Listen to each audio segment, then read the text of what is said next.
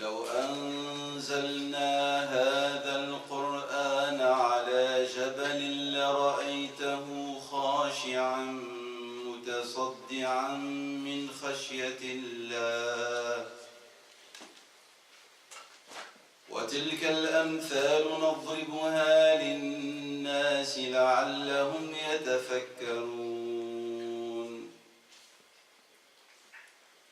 هو الله الذي لا إله إلا هو عالم الغيب والشهادة هو الرحمن الرحيم هو الله الذي لا إله إلا هو الملك القدوس السلام المؤمن المهيمن العزيز الجبار المتكبر سبحان الله عما يشركون هو الله الخالق البارئ المصور له الأسماء الحسنى آمنت بالله صدق الله مولانا العظيم أعوذ بالله من الشيطان الرجيم بسم الله الرحمن الرحيم وصلى الله وسلم وبارك على سيدنا محمد وعلى آله وأصحابه أجمعين رب اشرح لي صدري ويسر لي أمري واحلل عقدة من لساني يفقه قولي سبحانك لا علم لنا إلا ما علمتنا إنك أنت العليم الحكيم اللهم انفعنا بما تعلمنا وانفع بنا وزدنا علما يا رب العالمين. Au nom de Dieu, le très clément par essence, le très miséricordieux par excellence, et que la paix et les bénédictions de Dieu soient sur notre bien-aimé, Sayyidina Muhammad sallallahu alayhi wa sallam. Je vous salue toutes et tous par le salut de l'islam. Assalamu alaikum wa rahmatullahi wa barakatuh. Je prie Allah subhanahu wa ta'ala que lors de cette séance, nous gagnerons encore du temps dans la recherche de la proximité d'Allah subhanahu wa ta'ala. Et qu'est-ce qu'il y a de mieux et de meilleur pour atteindre cette proximité que de parler de la parole de Dieu, du noble Coran, de la dernière des révélations, de la guidance, de la lumière, de Ruh, parce que Dieu a appelé le Coran Ruhan min amrina, Ruh, et qui est l'essence même du message de l'islam.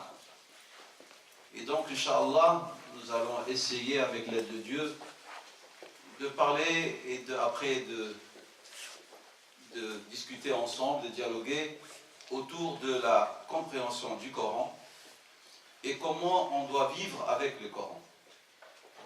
Donc, mon intervention sera répartie, divisée en deux parties. La première partie, donc, je parlerai dans cette première partie de la compréhension du Coran. Comment doit-on comprendre le Coran, s'articuler au niveau de la compréhension intellectuelle, et il y a une deuxième connaissance, et compréhension, c'est la connaissance spirituelle du Coran, celle de l'âme, du cœur. Et puis dans la deuxième partie, avec l'aide de Dieu, je parlerai comment un musulman, une musulmane, un croyant doit-il vivre et fonctionner avec la parole de Dieu, subhanahu wa ta'ala, pour que cette parole soit en sa faveur et elle ne sera pas témoin à charge. Donc, il y a quelques questions, moi, toujours, que je pose lorsque j'interviens. Je pose des questions pour permettre chacun de se questionner soi-même, et puis à partir de là, nous avançons petit à petit dans notre exposé. Il est clair, tout le monde partage ce que je vais dire maintenant, c'est qu'il y a un problème. Il y a une problématique à laquelle sont confrontés tous les musulmans, quel que soit leur pays, quelle que soit leur origine. Ce problème, c'est au niveau de la vraie compréhension du Coran. Et lorsque je parle de compréhension, pas une compréhension intellectuelle, parce que vous pouvez trouver des informations dans les livres d'exégèse, dans les livres de commentaires du Coran. On vous explique le Coran. Mais il y a une méthodologie, on appelle ça en arabe, manhaj spécifique pour comprendre le Coran. Donc on a un problème au niveau de cette méthodologie de compréhension qui doit nous mener à quoi? À quelque chose d'essentiel, ce que Dieu a appelé dans le Coran at-tadabbur. C'est-à-dire, comment doit-on méditer sur le Coran? Dieu dit dans le Coran, afala yatadabbaruna al-Qur'an, at-tadabbur. Et je parlerai de ce que veut dire at-tadabbur, la méditation. Ça c'est une. Comment est-ce qu'on peut casser les chaînes qui ont rendu nos cœurs fermés à une vraie compréhension et articulation avec le Coran? Nous lisons tous le Coran. Il y a tellement de chaînes maintenant qui émettent du Coran, même sur le net, même sur vos GSM maintenant. Le Coran il est partout, jusqu'à même ce qu'on a des gens qui posent des questions pour les savants musulmans, leur demandant est-ce que c'est halal ou haram d'entrer dans les toilettes avec le portable, parce qu'il y a du Coran. Donc le Coran il est partout en vérité, on l'entend et on l'écoute. Chacun d'entre nous a du Coran, livre ou CD ou DVD ou tout ce que vous voulez. Mais comment est-ce qu'on va arriver à casser ces chaînes pour que le Coran puisse entrer dans nos cœurs et faire le changement nécessaire pour que notre vie devienne une autre vie, qu'on fonctionne autrement, qu'on ne se sent pas, malgré du fait qu'on dit, qu'on proclame qu'on est des croyants et des croyantes, mais on se sent toujours, c'est pas toujours, de plus en plus déprimé. De plus en plus de musulmans et de musulmanes qui cherchent des thérapeutes pour se soigner. De plus en plus de musulmans et de musulmanes qui consomment des médicaments pour retrouver certaines quiétudes. Qu'est-ce qui se passe alors que Dieu subhanahu wa ta'ala a dit, a appelé ce Coran comme étant un remède, shifa'un. Dieu a appelé le Coran ainsi. Il a désigné par le terme shifa. C'est un remède. C'est une source de guérison. Guérison physique et psychologique, sachez-le. Physique, puisque notre professeur l'a utilisé couramment pour se soigner de certains maux, douleurs même physiques, mais en même temps, c'est un remède psychologique. Qu'est-ce qui se passe? Qu'est-ce qui se passe que nos raisons, nos facultés ne répondent pas au Coran? Les musulmans et les musulmanes agissent d'une manière passionnelle, pas d'une manière rationnelle. Regardez autour de vous, analysez même votre comportement. J'analyse moi mon comportement. Je vois qu'on ne fonctionne pas comme le Coran le demande. On ne s'articule pas, même au niveau de notre réflexion. Il y a quelque chose qui n'est pas évident. Donc on a un manhaj que nous suivons dans la compréhension du Coran qui est fausse, qui est erronée. Et ça, on en a besoin. Et j'ai dit, c'est une constatation générale. Comment pouvons-nous être à la hauteur du Coran tout en étant des gens qui vivent notre époque, qui vivent leur époque, sans rupture avec le Coran?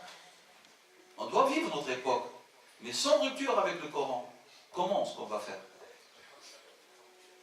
Allah subhanahu wa ta'ala a demandé, il a été clair que les musulmans en toute époque vont être des témoins contre l'humanité. Litakunu shuhada'a 'ala an-nas, Dieu a dit. Nous allons être des témoins contre, à charge, contre l'humanité dans sa réponse ou non-réponse à la loi de Dieu. Mais le prophète sallam va être témoin en notre faveur ou à charge, en notre défaveur. Wa yakun ar-rasul 'alaykum shahidan. Donc nous avons mission en fonction d'être témoins, et notre professeur va être témoin pour ou contre nous.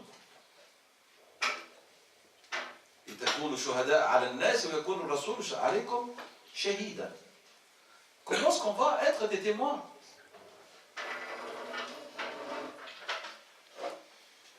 La crise des musulmans, je vais la résumer en quelques mots, et puis je reviens au détail. Il y a une crise de compréhension. Et comme j'ai dit, j'insiste, je ne parle pas d'une compréhension théorique, parce que les livres d'exégèse abondent, sont partout, et même qu'on en fait maintenant des traductions. Deux, il y a une crise de communication avec le Coran. Troisième, il y a une crise que certains de nos savants ont appelée d'illettrisme au niveau de la raison dans sa façon de se comporter et de comprendre le Coran. On dirait qu'on est des illettrés lorsque on traite avec le Coran.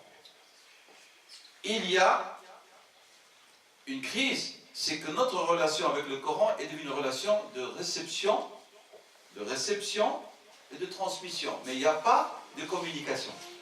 On reçoit le Coran, tout le monde, il apprend le Coran maintenant, c'est en vogue. Tout le monde qui veut apprendre le Coran. Tout le monde cherche à mémoriser le Coran. C'est bien. C'est très bien. Et puis on a beaucoup de gens qui commencent à bien transmettre le Coran et transmettre. Oui. Le problème qui se pose ici, c'est pourquoi s'est-on limité à la réception et à la transmission? Il y a quelque chose d'autre. Notre prophète sallallahu alayhi wa sallam a dit clairement que le meilleur d'entre vous, c'est celui qui apprend le Coran et qui l'apprend aux autres. Il apprend et il le... Mais l'apprentissage du Coran, si nous voyons le modèle du prophète sallallahu alayhi wa sallam, est-ce que notre prophète sallallahu alayhi wa sallam s'est-il limité à une réception de l'ange Gabriel et à une transmission? Non, nous sommes d'accord tous. Il ne s'est pas limité à cette fonction-là. Il a eu d'autres tâches, c'est la mise en application en sa personne, en sa famille, et puis il a éduqué toute une génération qui était la meilleure des générations de tous les siècles. Khairul Quruni Qarni, la meilleure génération, a dit Rasul sallam, c'est la mienne. Cette meilleure génération, comment est-ce qu'elle a fonctionné avec le Coran? Est-ce que vous savez qu'il y a eu des centaines et centaines de compagnons qui n'ont pas mémorisé la totalité du Coran? Tous les compagnons n'étaient pas mémorisateurs du Coran, pas tous. Parce qu'ils avaient compris que talaqi veut dire, la réception veut dire compréhension approfondie du cœur et de l'esprit et de la raison et une mise en application. Et alors, ils étaient soucieux, pas de la réception quantitative, mais d'une réception qualitative et qu'ils exécutaient. Et c'est pour ça qu'ils disaient, les compagnons, on avait l'habitude de recevoir le Coran, d'apprendre le Coran par la bouche du prophète sallam, par 10 versets. Et lorsqu'on les a compris, mis en application, alors on en demandait encore à la sallallahu sallam. C'est pas aussi simple que ça d'avoir une charge comme le Coran. Laka ou alayka, il va être en ta faveur ou en ta défaveur, le Coran. Que dire lorsque tu es mémorisateur? La charge, elle est encore plus grave. Ça, c'est lorsqu'on est croyant, on va avoir un témoignage contre nous. Que dire lorsqu'on l'a en plus mémorisé? La responsabilité, elle est encore dédoublée. Donc voilà, j'ai posé ici les questions et j'ai fait les remarques nécessaires pour que vous compreniez pourquoi on a besoin de parler du Coran au niveau de sa vraie compréhension et aussi de mettre sur pied une dynamique d'interaction entre nous et la parole de Dieu pour qu'elle soit un élément fondamental qui nous permet de changer ce qui est en nous et de participer activement à changer ce qui est dans notre communauté, dans notre société et autour de nous. Et à ce moment-là, on s'est acquitté de la mission du shahada, du témoignage. On va dire à Dieu dans le Coran, et notre prophète sallallahu en sera le témoin. Donc ça c'est pour... Alors lorsqu'on parle de la compréhension du Coran, cela veut dire, c'est comme si c'est une image, nous sommes en présence d'une crise, comme j'ai dit tout à l'heure. Et alors, cette crise, elle ne peut être levée que par un savoir réel. Le savoir, comme vous le savez, se subdivise. Il n'y a pas un savoir tout court. Il y a un savoir et puis un savoir-être. Le savoir-être, c'est la méthode, c'est la deuxième partie dont on va parler. Comment est-ce qu'on doit vivre avec le Coran? Nahna, c'est comme si on a été coincé. Et pas tous, hein, parce que le savoir lui-même, il blesse quelque part. auprès de beaucoup de gens. Mais comme si on était coincé au niveau de ce savoir, quantitativement, on a oublié que s'il n'y a pas avec lui un savoir-être, ce savoir, il est, comme a dit Dieu dans le Coran, subhanahu wa ta'ala, en nous parlant des fils d'Israël, il les a comparés à quoi? À un âne qui transporte des livres.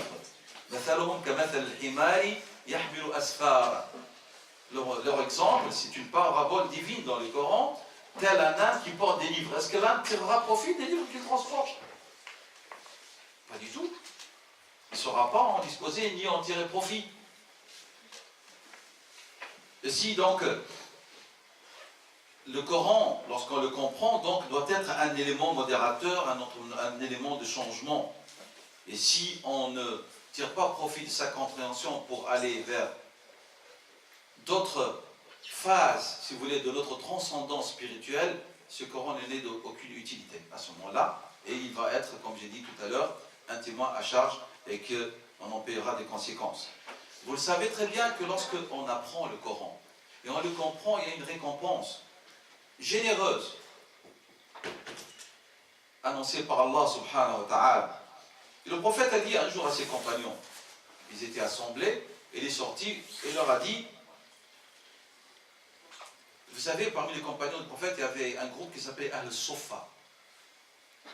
Et ceux d'entre vous qui sont allés à Medina, ils savent où se situe. Vous avez le derrière de la maison du prophète sallam, vous avez le mihrab du prophète sallam, le vrai mihrab qui est aligné avec ses chambres, qui sont à gauche, le mihrab est à droite, et vous avez après le mimbar de Rasul sallam, et donc derrière la maison qui est entourée, vous avez une sorte d'esplanade, un peu comme une estrade, un peu élevée.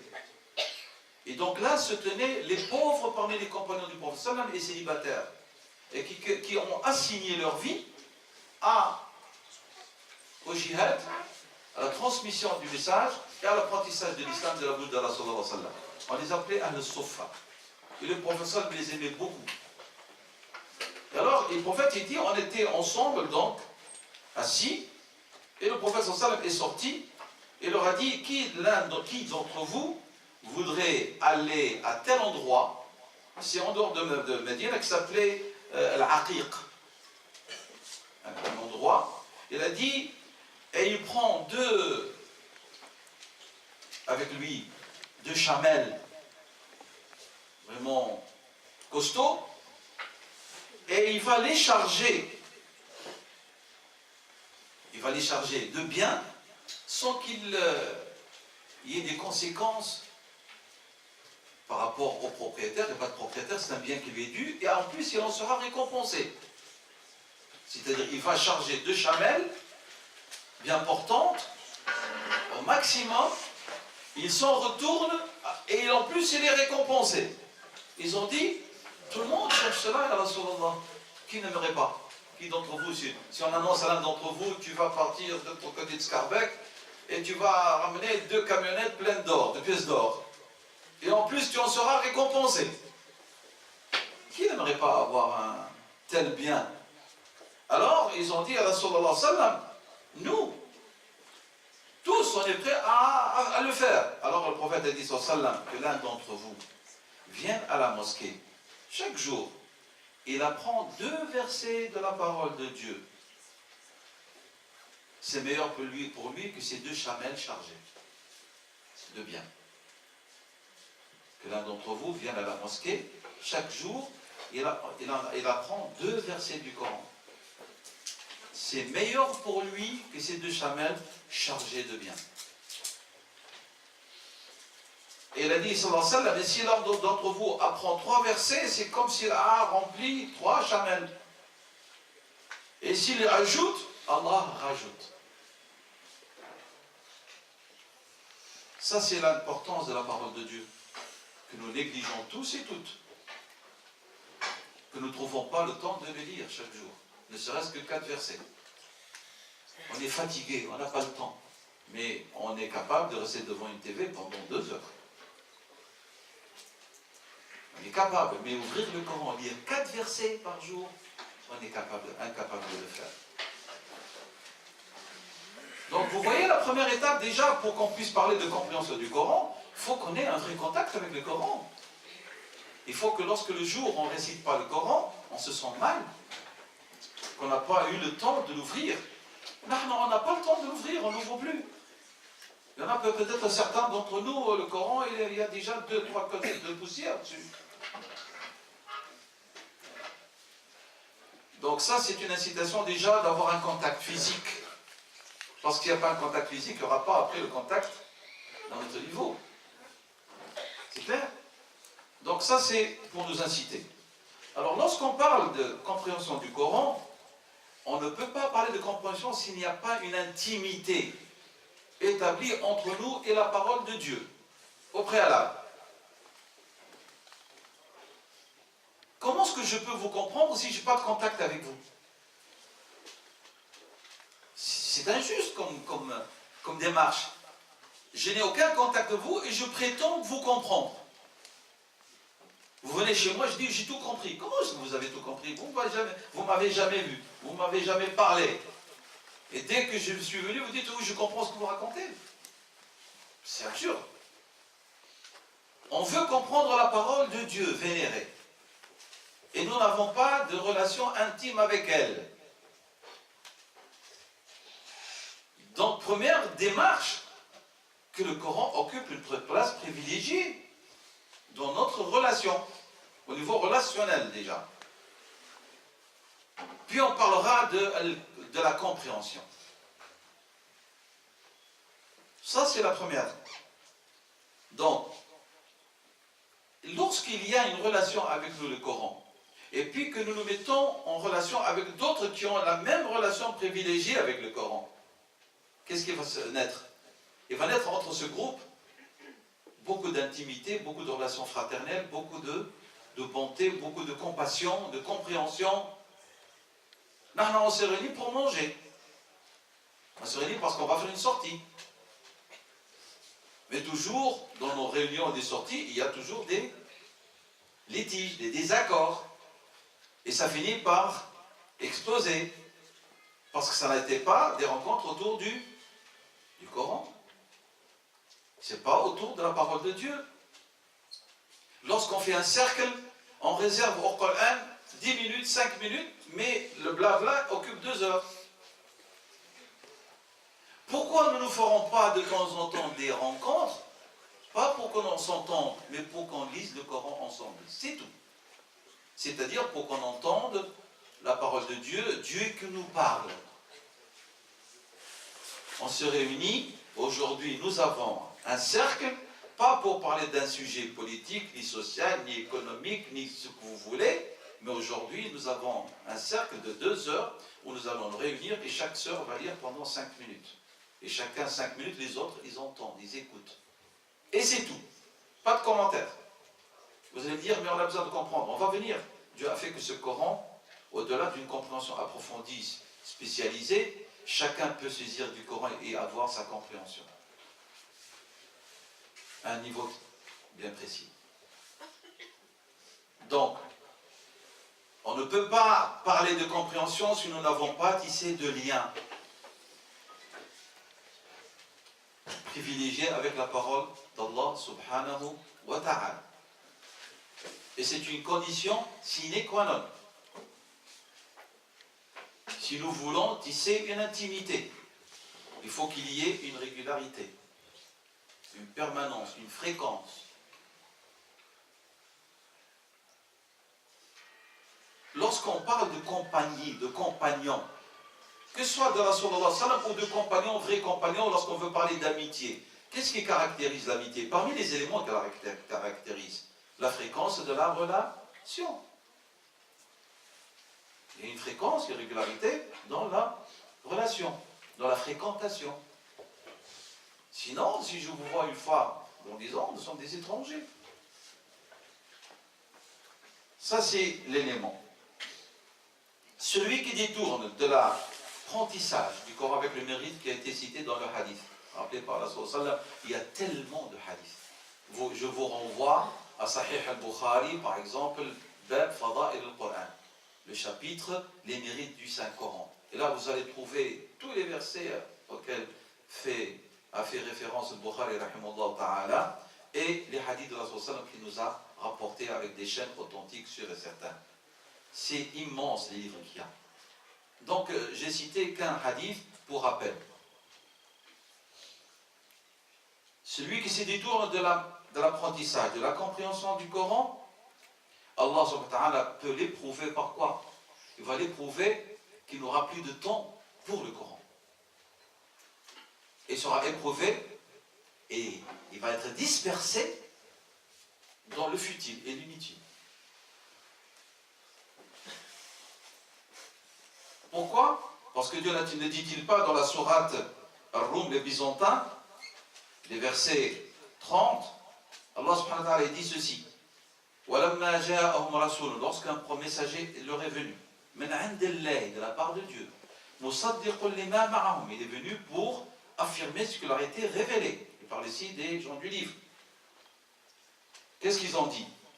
نَبَذَ فَرِيقٌ مِّنْهُمْ, là, une partie d'entre eux, ils ont jeté derrière leur dos.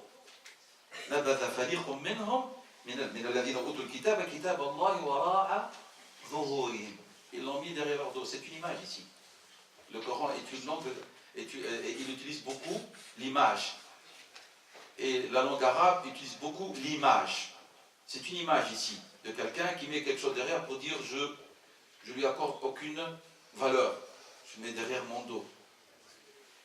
Alors, et Dieu dit après, et ils ont suivi ce que les diables leur récitent, leur évoquent.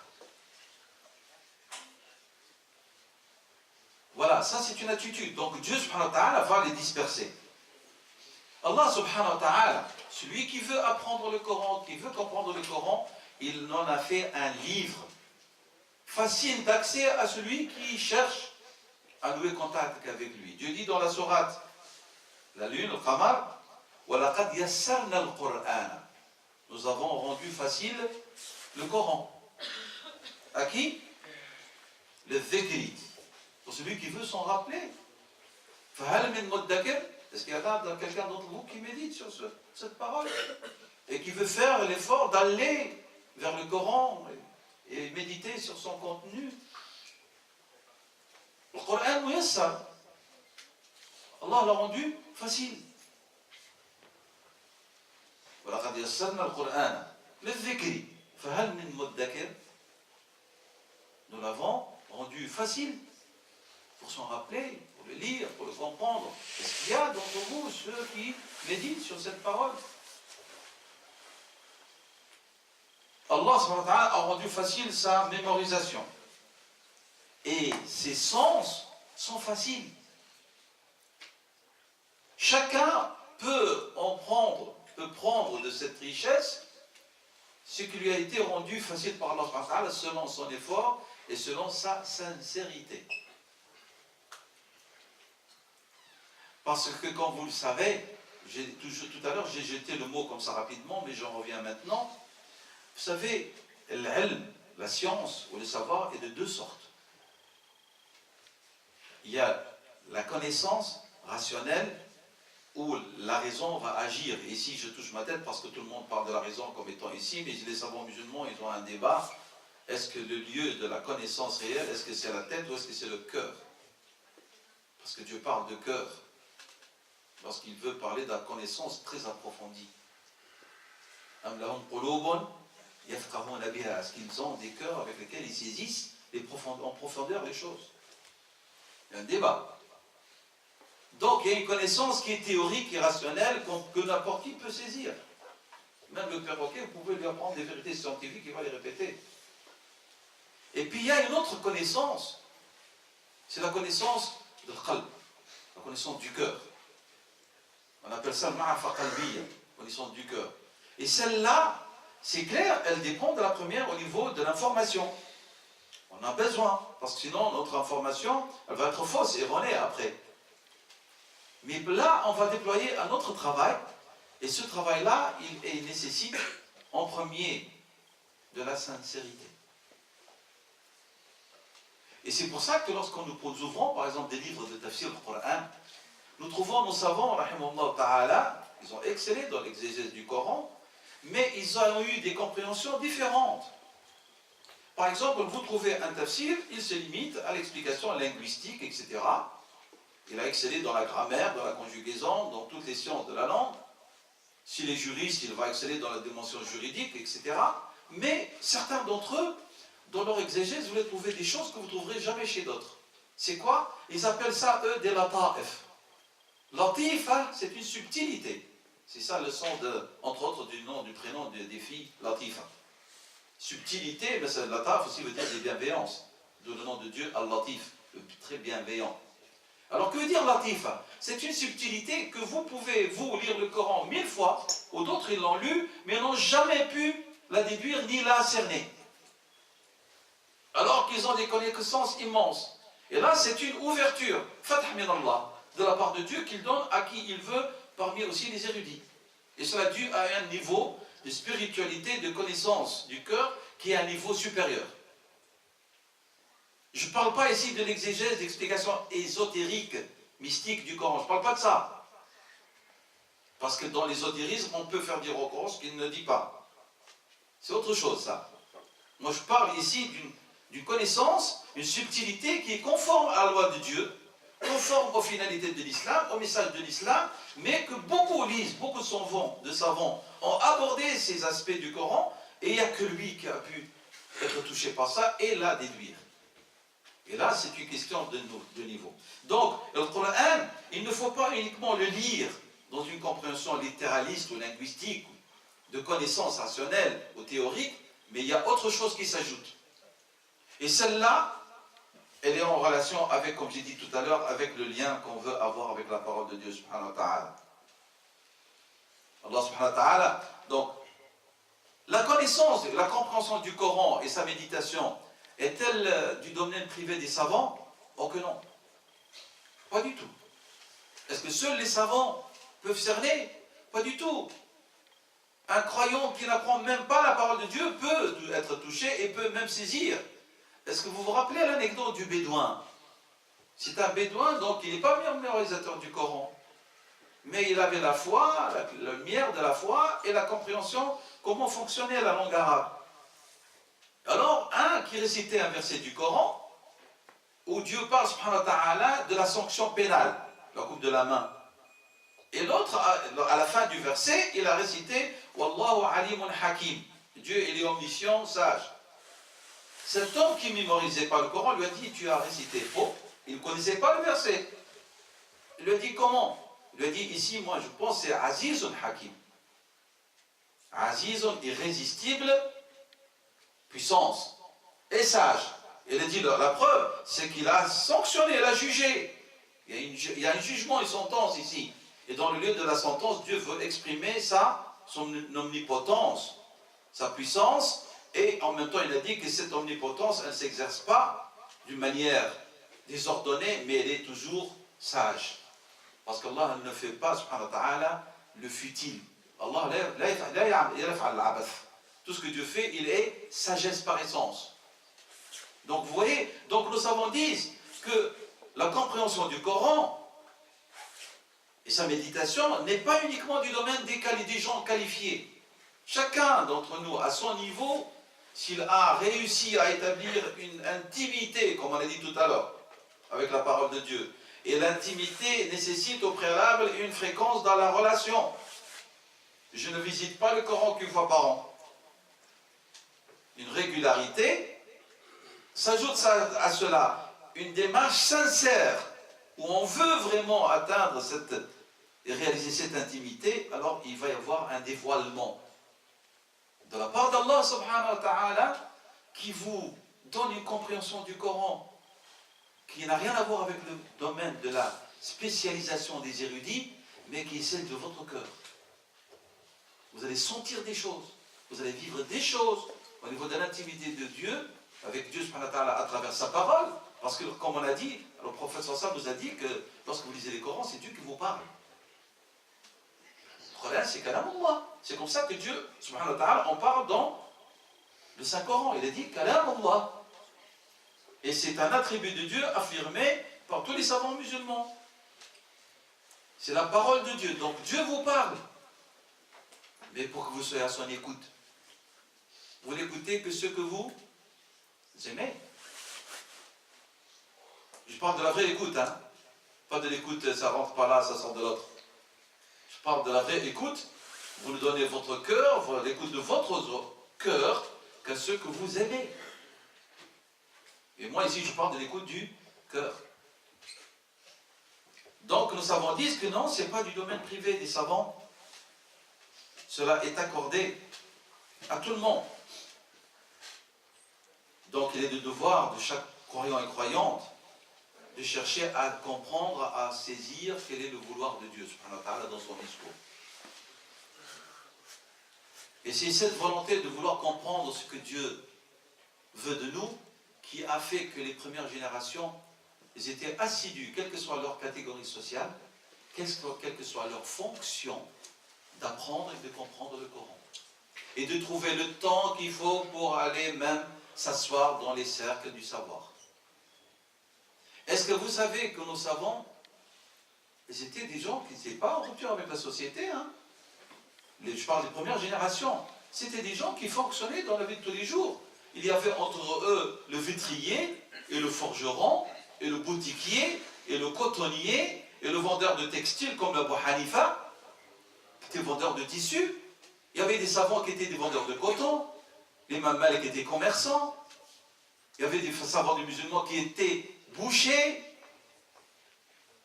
et trouvaient le temps de lire et d'enseigner dans leur boutique même. Nahna, t'as ouvert un livre? Ouais, tu sais, travail matin, soir, je rentre crevé, j'ai même pas le temps. T'as lu un peu de Coran? Wallah, ça fait longtemps que j'ai pas eu le temps. Est-ce que tu as fait ceci? J'ai pas eu le temps. Mais comment tu veux avoir une relation privilégiée? Il faut plus s'étonner qu'on a des maladies, que tous on est en vie avec l'anxiété, et que tous on commence à consommer les médicaments. Et les musulmans maintenant, ils sont en vogue, et nous avons même une spécialité qui émerge, psychothérapeute. Un frère m'a dit quelque chose il y a 2 jours qui m'a... Je le savais, mais ça m'a rappelé alors. Il m'a dit, j'ai un collègue qui m'a dit, votre communauté dans le temps est une communauté différente. Et maintenant, je constate que vous avez le même problème que nous. Et il a raison. Si avec le Coran, on n'est pas différent, alors qu'est-ce qu'il apporte dans notre vie? Qu'est-ce qu'il apporte dans notre vie? Quelle est la différence des croyants et des non-croyants? Si nous n'avons pas cette stabilité, cette quiétude, si nous n'avons pas en nous l'acceptation de Allah, la satisfaction de ses décrets, on est satisfait de ce qu'il a décrété, subhanahu wa ta'ala. Si nous ne voyons pas en cela comme une épreuve, mais c'est un don aussi. Ici, aujourd'hui, on a eu l'honneur de recevoir beaucoup de nos sœurs et de nos frères. Je suis content qu'ils sont venus et qu'ils ne vivent pas en marge de notre communauté. Est-ce que vous savez que le prophète a dit, sallallahu alayhi wa sallam, si Dieu dit, si j'éprouve mon serviteur, je lui retire ses 2 bien-aimés. Il parle de ses 2 yeux, c'est-à-dire il est aveugle. Et il patiente, je lui en accorde en récompense le paradis. L'aveugle musulman, il a la gratification assurée de la part de Dieu qu'il est agréé au paradis. Nahna, on voit dans toute épreuve une catastrophe. Alors que l'épreuve peut être aussi un don de Dieu. C'est une gratification de la part d'Allah subhanahu wa ta'ala.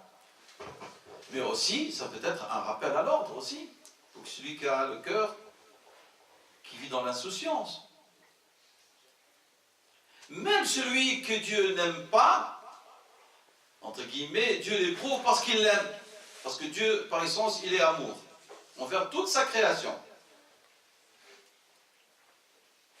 Parce que dans le hadith aussi, Dieu dit, et s'ils s'éloignent de moi, fa'ana tabibuhum. Je suis leur médecin. Comment? Je les éprouve pour les rappeler à l'ordre. Je les éprouve pour les rappeler à l'ordre. Cette démarche que les compagnons avaient, que leurs compagnons, leurs successeurs avaient, tabi'in, que Tabi'at Tabi'in, les troisième générations qui sont les premières générations de l'islam, avaient. Et que ce qu'on encore, alhamdoulilah, jusqu'à la fin des temps, ça ne disparaîtra pas de la Ummah. Le bien, a dit la sallam, dans ma communauté jusqu'à l'heure dernière. Il y a toujours des hommes et des femmes qui ont cette sensibilité et ils vivent autrement l'islam. Et ce que ces hommes et ces femmes vivent n'est pas quelque chose qui est exclusif. Il est à la portée de chacun d'entre nous. Mais est-ce qu'on fait la démarche nécessaire pour qu'on soit gratifié par cela? Pour comprendre le Coran, il faut saisir le sens général. Parce que ce n'est pas demander aux gens du commun parmi la communauté d'aller vers une compréhension spécialisée. On ne vous demande pas ça. Le sens général, le verset, Dieu parle d'une sanction et puis il rappelle qu'il est sage, mais qu'il est omnipotent et qu'il peut sanctionner. Mais ce premier verset, ce verset où vous avez saisi, entre guillemets, ce sens qui vous paraît premier, il peut bouleverser votre vie. On ne vous demande pas d'être une bibliothèque ambulante. On vous demande de comprendre le sens, l'essence du message. Et puis, ce que vous ignorez, vous vous adressez aux spécialistes pour qu'ils vous l'expliquent. Pour que vous vous arrêtez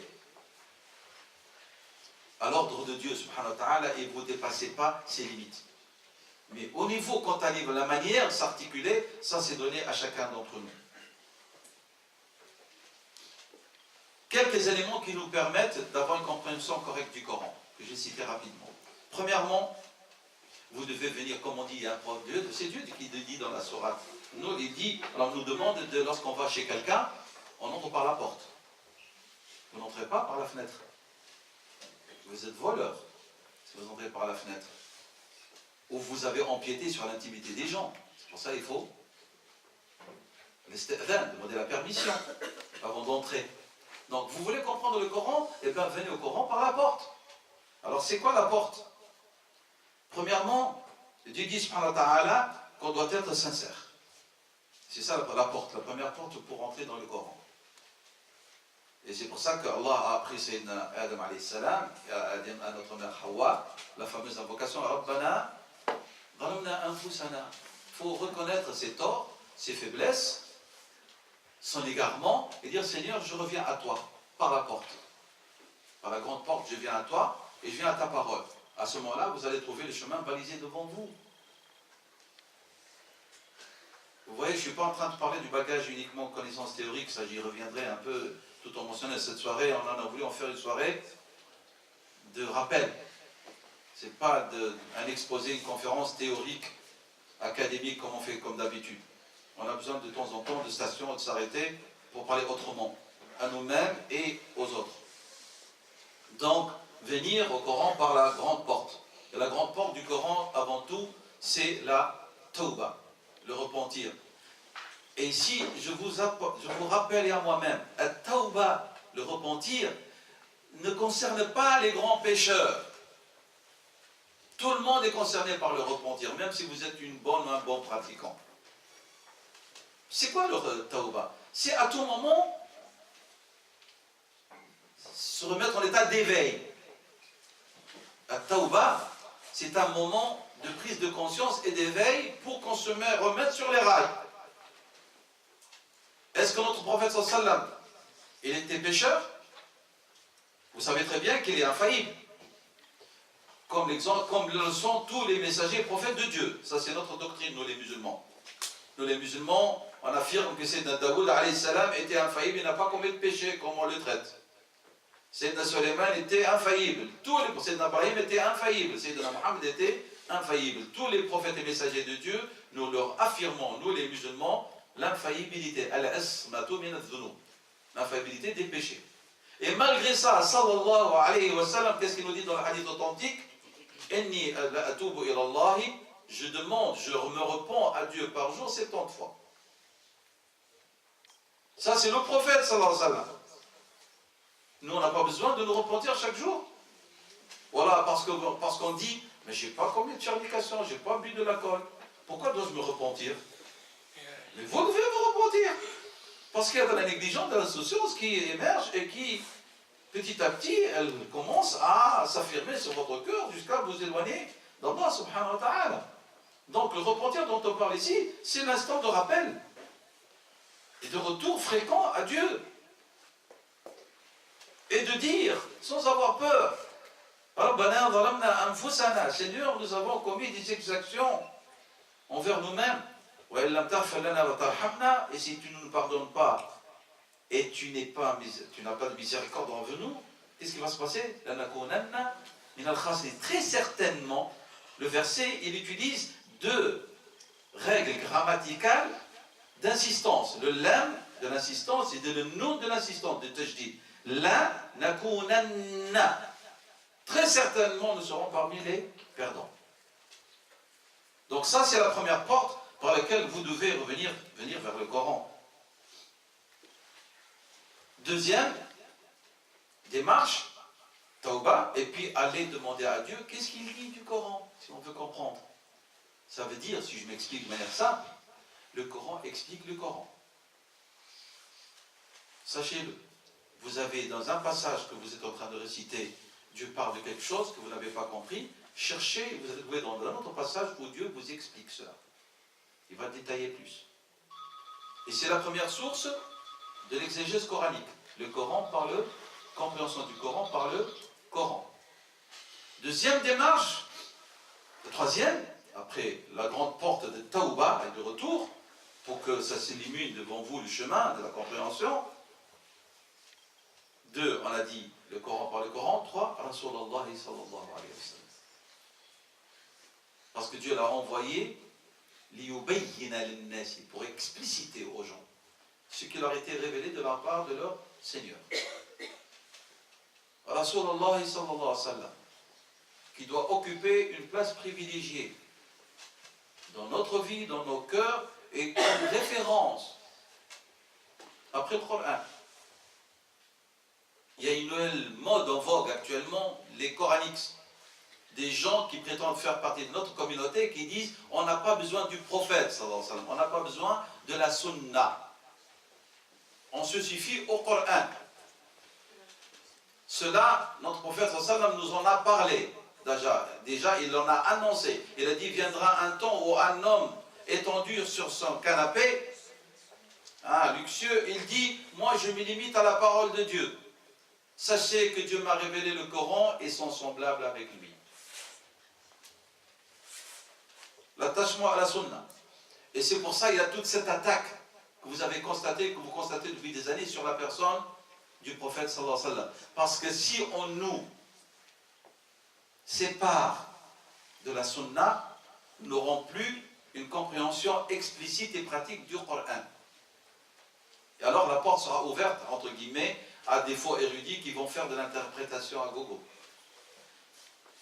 Mais la sunna, elle délimite. C'est clair? Troisième et quatrième porte, c'est celle des compagnons de Rasulullah sallallahu alayhi wa sallam, ses élèves, les témoins de la révélation, que nous devons suivre parce qu'ils étaient vivants, ils étaient témoins de la révélation, de ces circonstances, de l'articulation dans la société de Médine, des croyants avec leur chef, à leur tête qui était Rasul sallam, comment est-ce qu'ils s'articulaient avec le Coran dans l'organisation de leur vie, dans toutes ces dimensions. Ça c'est autre élément important, et c'est chaque croyant d'entre nous qui doit faire cette démarche. C'est aller lire et comprendre, lorsque nous lisons le Coran et on veut comprendre, aller s'informer sur les causes de la révélation, les circonstances de la révélation. C'est des anecdotes. Je prends l'exemple, vous prenez Sourate al-Hujurat, Sourate 49. Je la cite parce que, à force de l'avoir étudiée, et de regarder, vous prenez par exemple la parole de Dieu, Ya ayyuhalladhina amanu, la yaskhar qawmun min qawmin asa an yakunu khayran minhum. Oh, vous les croyants que certains hommes d'entre vous ne se moquent pas d'autres hommes, peut-être ils sont meilleurs qu'eux, et que des femmes ne se moquent pas d'autres femmes, peut-être elles sont meilleures qu'elles. Ça c'est dans l'absolu, le verset est là. Mais on veut savoir de quelle moquerie s'agit-il. Et alors là, des événements ont eu lieu. Avant la révélation des versets, certains se sont moqués de l'épouse de la sallam, Saïda, sa fille, et ils l'ont traitée de petite, de naine, parce qu'elle était de petite taille.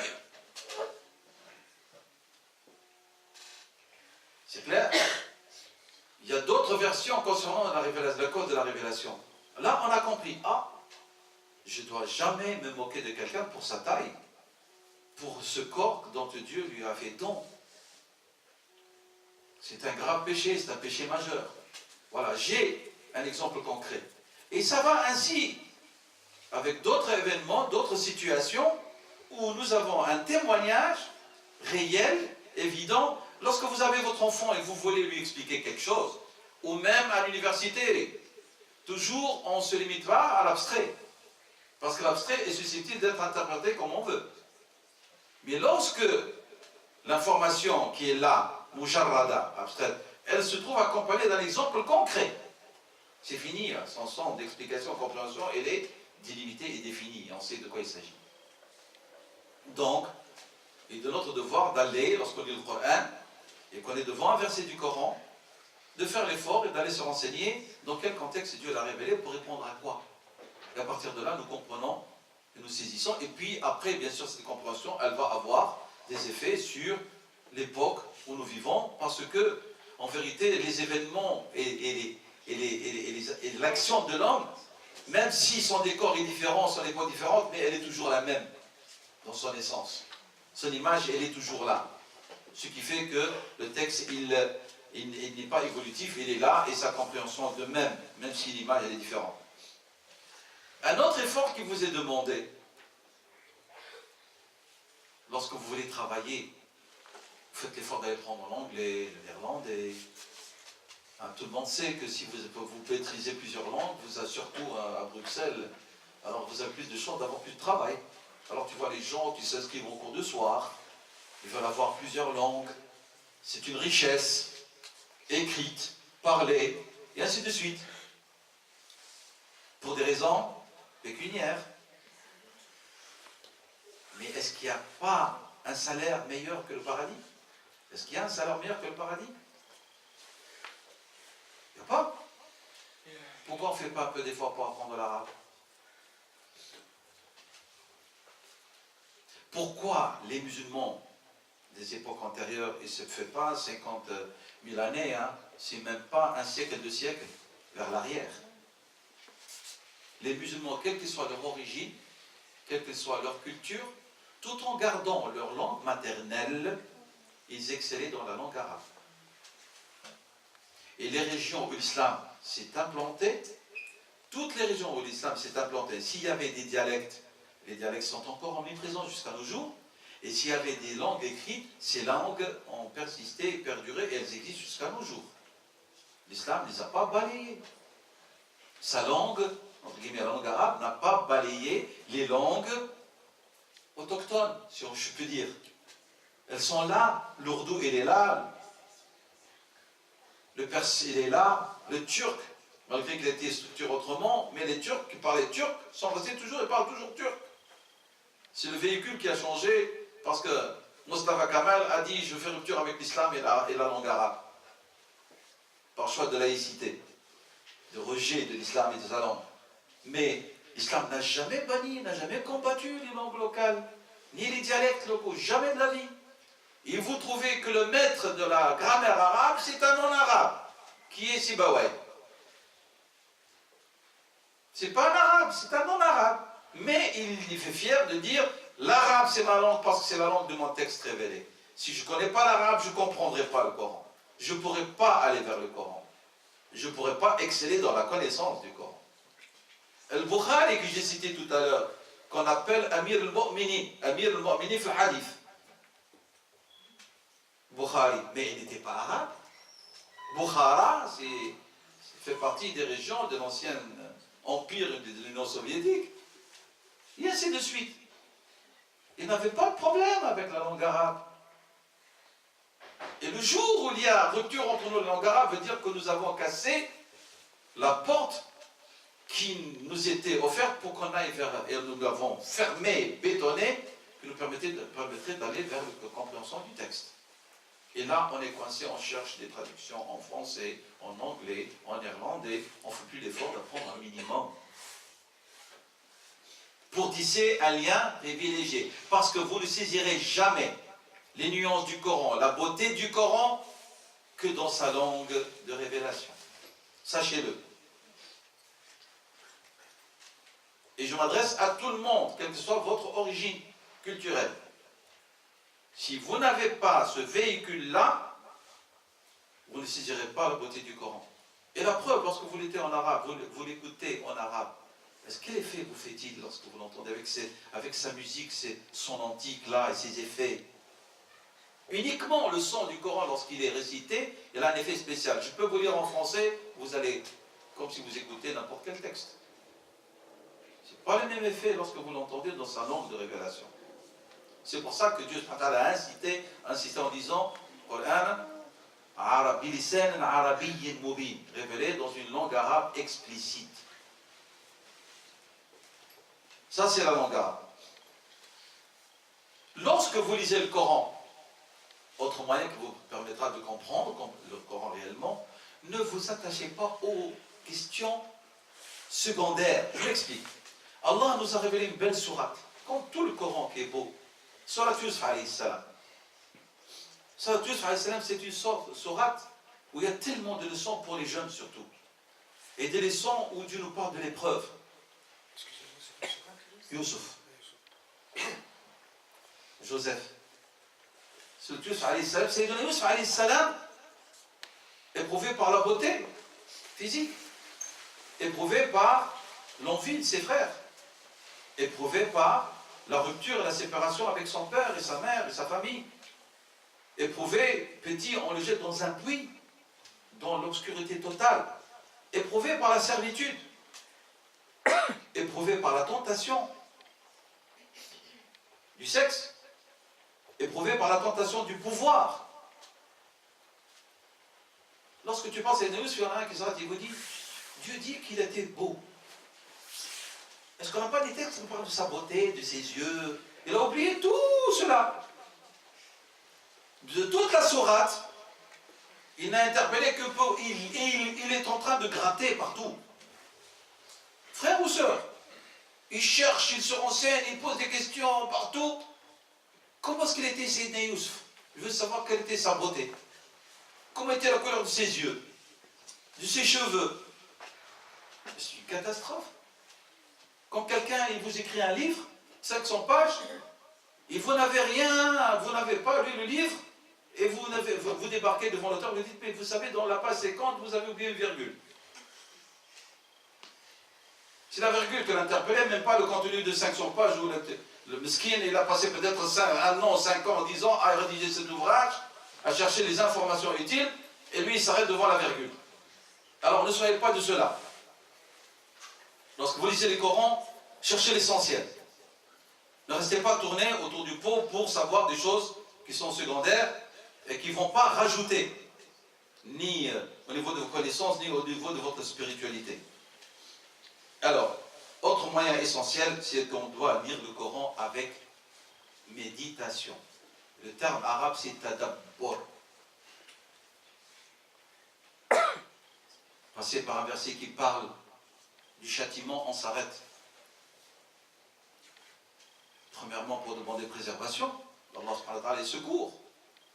Qu'on ne soit pas parmi les méprisés, les persécutés, les suppliciés, mais en même temps, se poser la question, pourquoi il y a eu supplice? Pourquoi il y a ce genre d'individus subiront tel sort?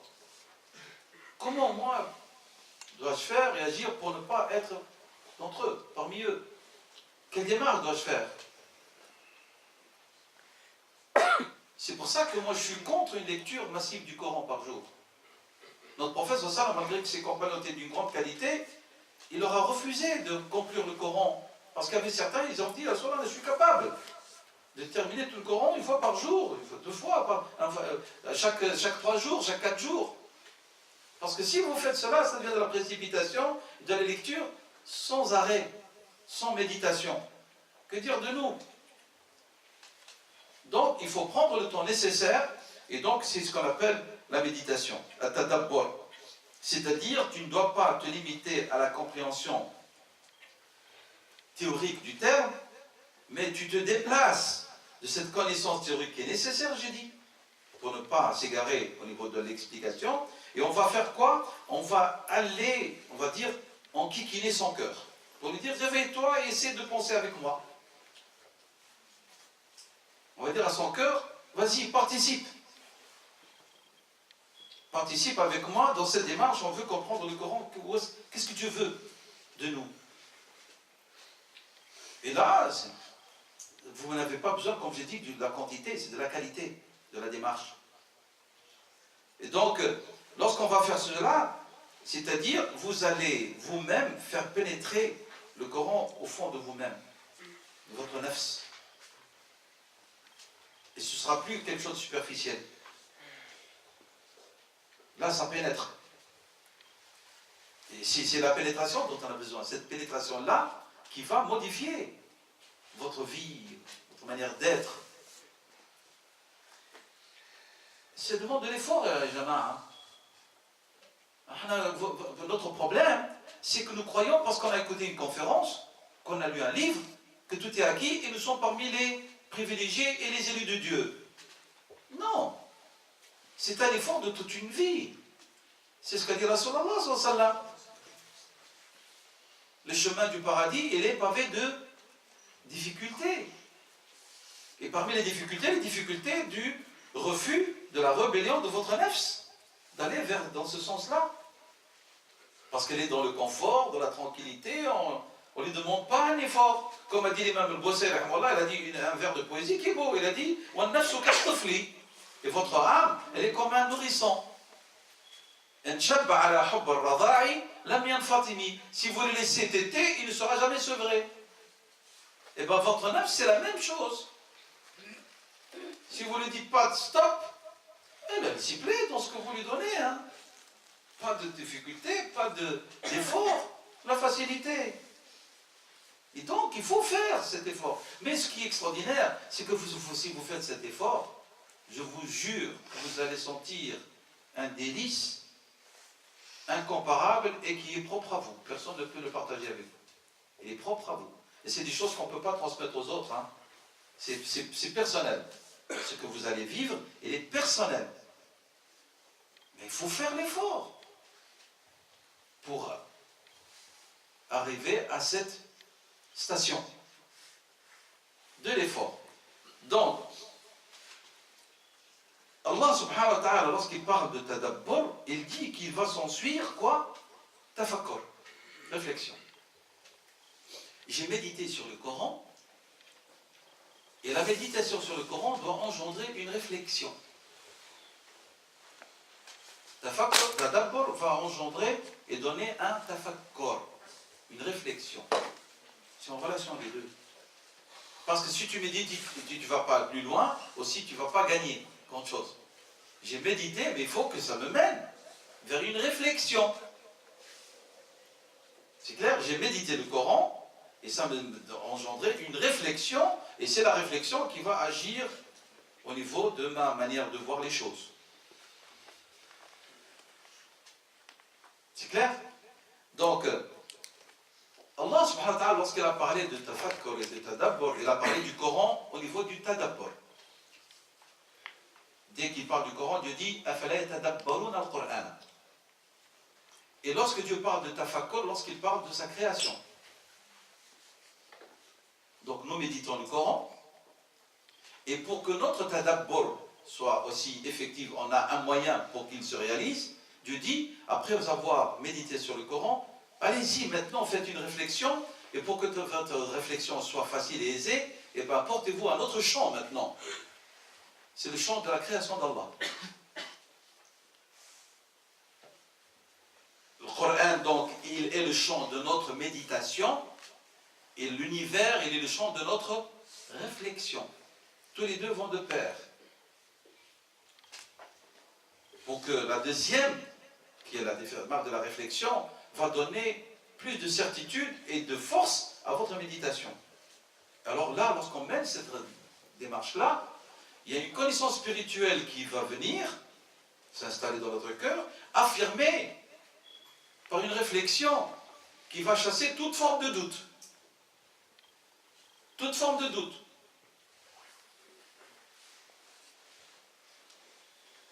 C'est une démarche consciente en vérité, ça que je suis en train de vous parler. Dieu dit dans la sourate Al-Imran, Inna fi khalq as-samawati wal ardi wa ikhtilaf al-layli wan nahari la ayatin li ulil albab. Dans la création des cieux et de la terre, l'alternance entre la nuit et le jour, il y a des signes, des preuves pour des gens sensés. Là, on parle de tafakkur, de réflexion. Mais comme j'ai dit, lorsqu'il parle du Coran, subhanahu wa ta'ala, il dit Afala yatadabbarun. Est-ce qu'il ne médite pas? Voilà, ça, ce sont deux outils nécessaires dans votre démarche que vous faites du tadabbur et du tafakkur. Et tous les deux, ce sont deux démarches indiquées par Dieu, subhanahu wa ta'ala. C'est dans le Coran, je vous ai cité deux versets. Un qui nous parle de méditation, de tadabbur, et l'autre qui nous parle de tafakkur, de réflexion. Et donc, ce sont deux voies divines. هذا منهج رباني وهذا منهج رباني. Ce sont deux voies divines. Et tous les deux sont nécessaires. Donc la première, si je me résume, at-tadabbur, la méditation, c'est un manhaj de la part de Dieu pour comprendre et lire le quoi? Pour si vous me suivez ou non. Pour lire quoi? Le Coran. Et le comprendre. Et la deuxième démarche du manhaj rabbani, qui est la réflexion, c'est pour lire quoi? Les signes de Dieu dans sa création. On a un kitab maqrou, qui est la parole de Dieu, et un kitab, l'autre livre, comment est-ce qu'il est?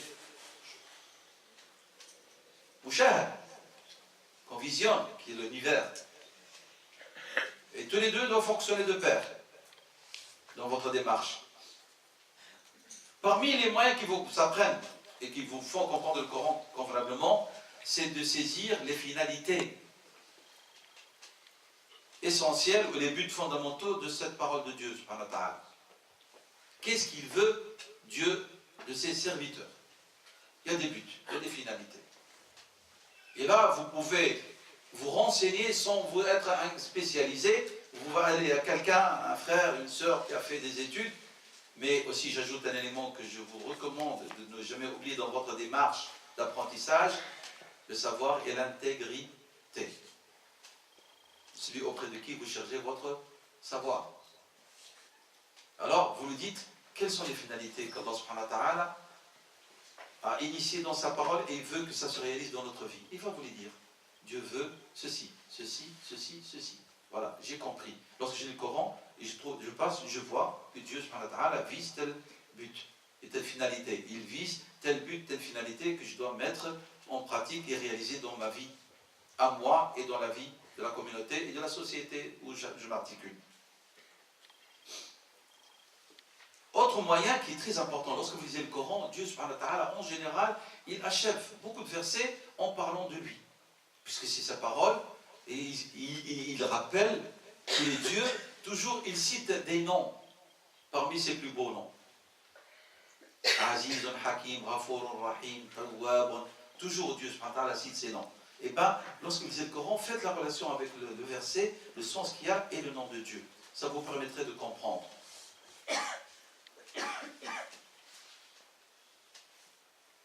Voilà, ça c'est pour ce qui est de la compréhension et j'ai essayé vraiment de résumer au maximum pour vous laisser la parole et pour que ce soit quelque chose que vous pouvez garder et par lequel vous pouvez agir. Comment est-ce qu'on peut vivre avec le Coran?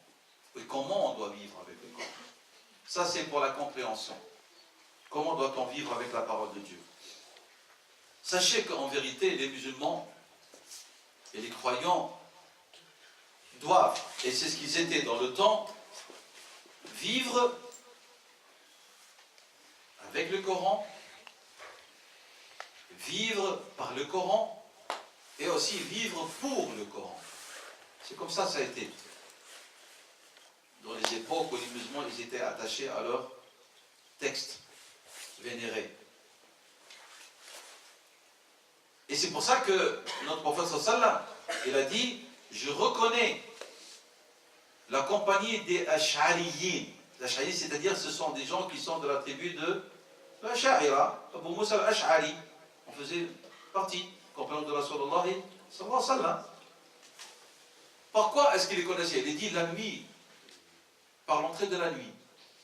Qu'est-ce qui se passe lorsque la nuit arrive? Quelle était la qualité des Ash'ariyin et de leur demeure? Ce sont des demeures où on n'entend que la parole de Dieu qui est récitée. Ils se démarquaient par les autres, c'est que dans leur demeure, leurs nuits, elles sont peuplées de quoi? De la parole d'Allah subhanahu wa ta'ala. C'est un hadith rapporté par le Bukhari. Autre chose que je vous raconte ici des hadiths du prophète sallam et qui vous explique comment il vivait.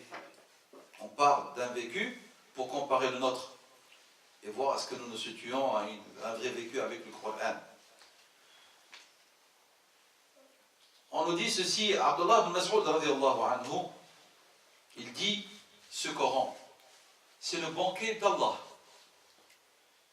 C'est un banquet, c'est le banquet d'Allah auquel il nous convie. Celui qui entre, il est en sécurité. Dieu vous invite à un banquet, et dans ce banquet, vous êtes en sécurité. Vous ne risquez rien. Le Hassan al-Basri, qui est considéré comme un des maîtres des compagnons de Rasulullah sallam, parmi les plus éminents tabi'in, des compagnons du prophète sallam, on rapporte qu'il a eu l'honneur de rencontrer plus ou moins 500 compagnons de Rasulullah sallam. Et il était un des transmetteurs privilégiés de Sayyidina Anas ibn Malik. Anas ibn Malik radiallahu anhu, le compagnon de Rasulullah sallam. Rahimahullah, il disait, ceux d'avant vous, ils ont perçu le Coran comme étant des messages de la part de Dieu. Ils leur sont adressés individuellement.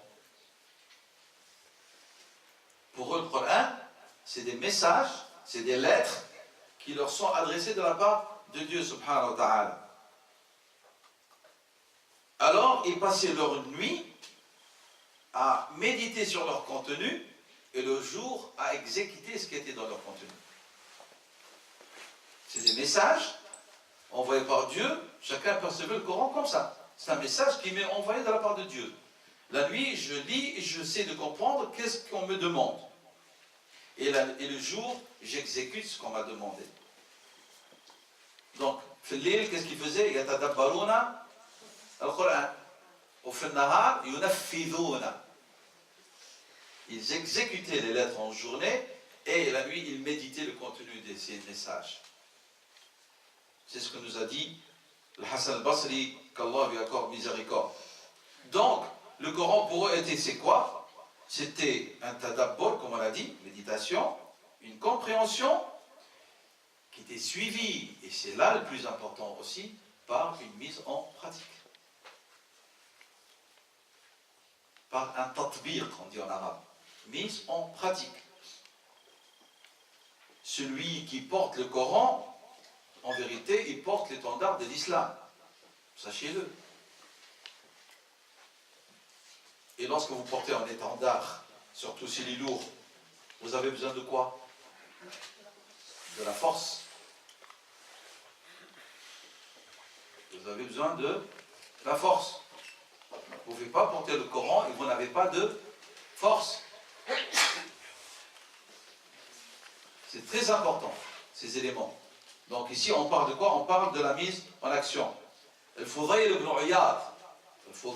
Iyad était parmi les pieux, les sages pieux de cette Ummah.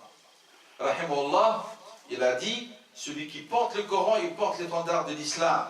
Alors il n'a pas le temps pour se distraire, ni de tomber dans l'insouciance, ni de s'adonner aux paroles futiles et aux actions futiles par respect au Coran.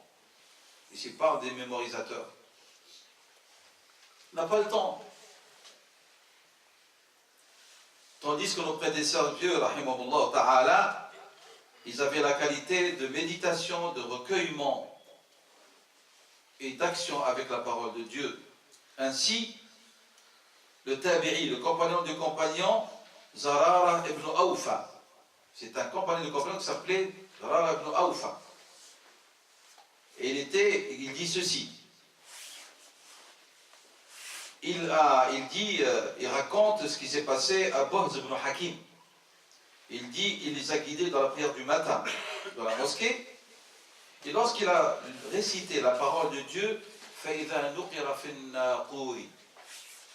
lorsque il y aura, on va souffler dans le corps.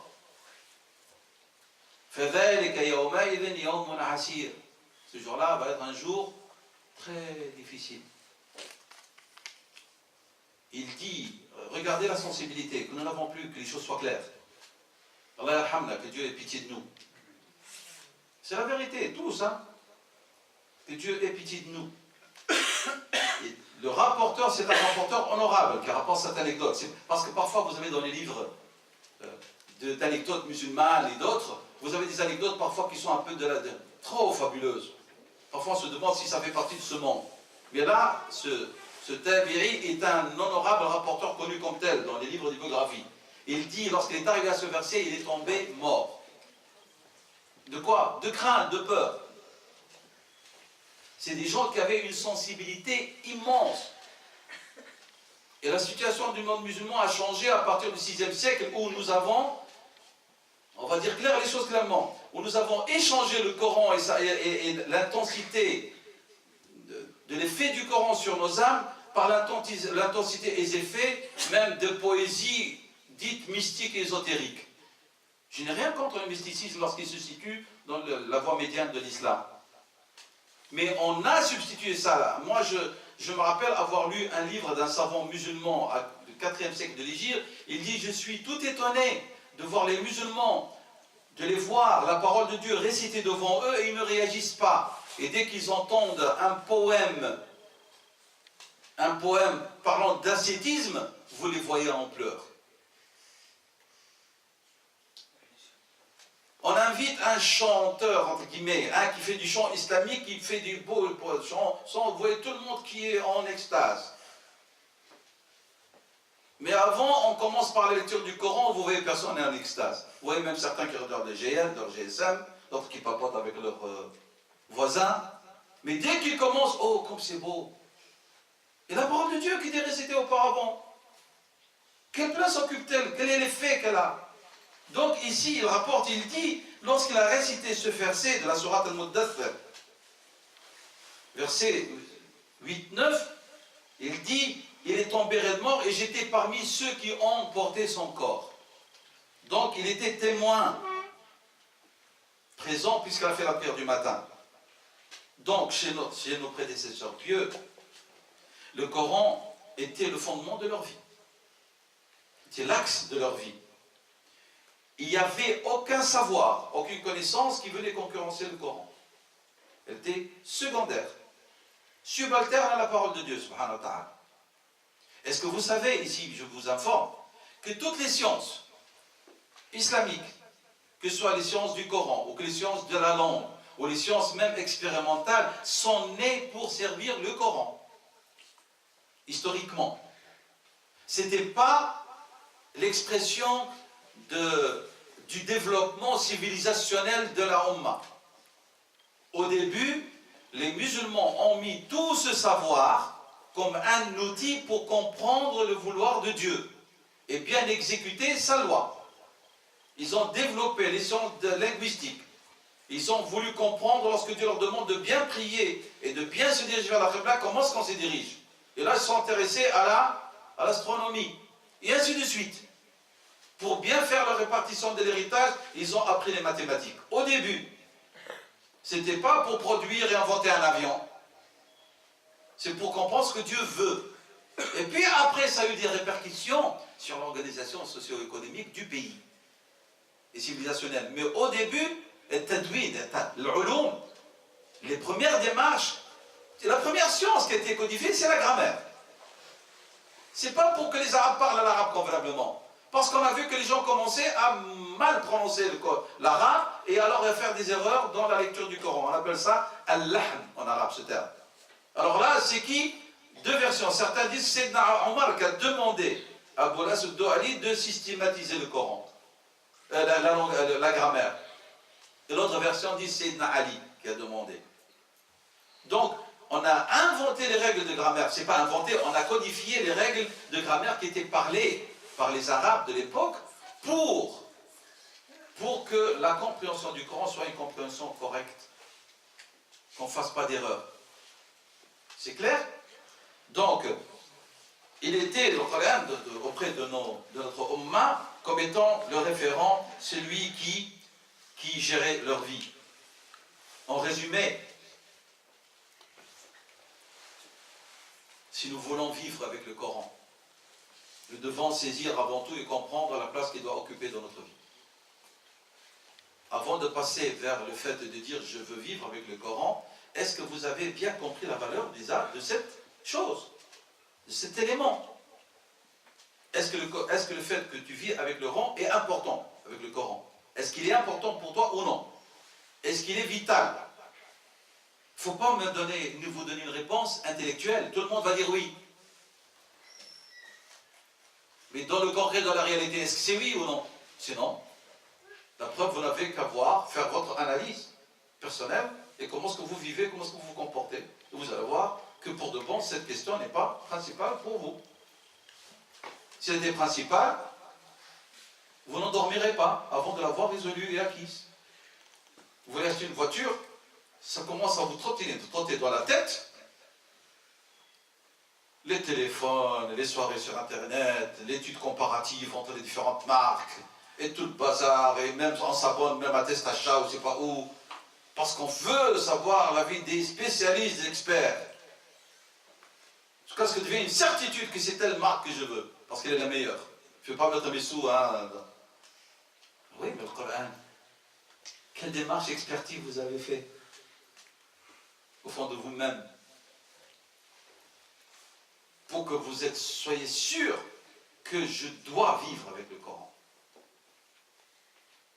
Lorsque vous allez ancrer cela en vous, vous allez réussir à vivre le Coran, avec le Coran. Sinon, vous allez être hypocrite avec vous-même en prétendant vouloir vivre alors que dans la réalité, vous l'êtes pas.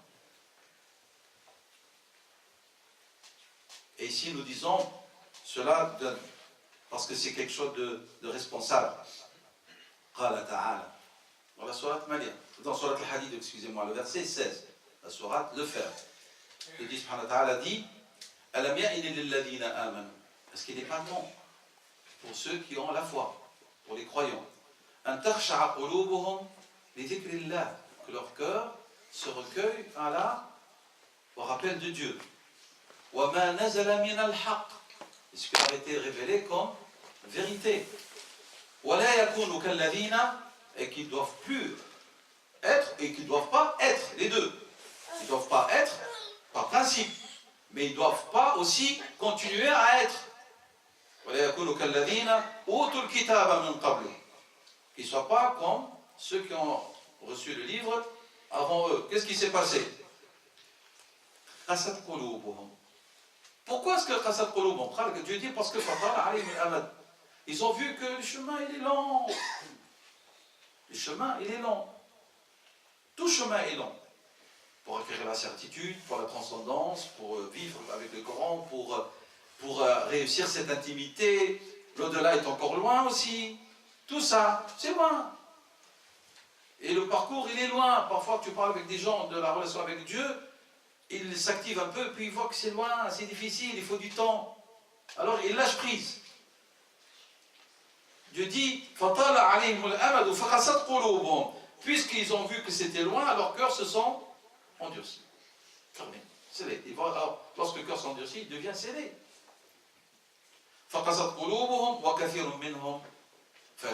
Beaucoup d'entre eux sont des pervers, Dieu dit. Le Coran, est-ce que c'est pas lui qui a fait notre histoire?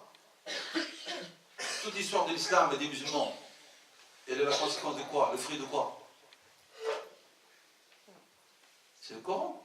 Ce n'est pas une doctrine humaine qui est à l'origine, hein. Ce n'est pas une idéologie. C'est le Coran. Est-ce que ce n'est pas le Coran qui a sorti l'humanité des ténèbres, de la mécréance, de la tyrannie, de l'injustice, vers la lumière, de la guidance, et de la justice, et de l'équité, et du savoir? Ce n'est pas le Coran qui est à l'origine de tout cela? Donc, nous devons revenir vers ce Coran.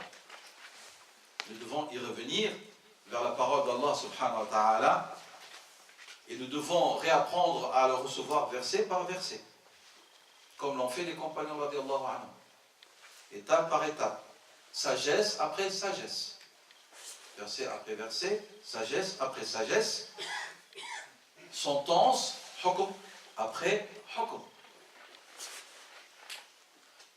Et nous devons vivre ces vérités spirituelles dans chaque moment de notre vie. Dans chaque moment de notre vie. C'est-à-dire, pour conclure, il faut qu'il devienne l'air, l'oxygène avec lequel on respire. Et vous ne pouvez pas vivre sans oxygène. Alors le Coran doit redevenir votre oxygène.